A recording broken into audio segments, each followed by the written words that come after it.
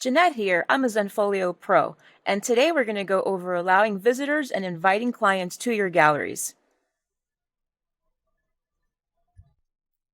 Once you've created your galleries within your account and uploaded photos, the next thing you'll need to do is make sure that you've set up the gallery access settings.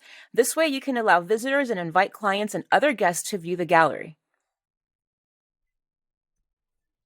In your Zenfolio account, click on the galleries icon on the left-hand side.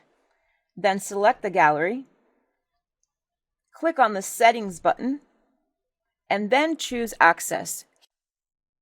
This is where you can set the access settings of the gallery.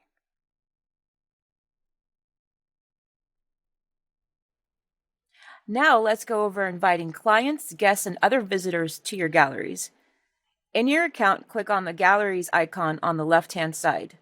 Then select the gallery that you want to share.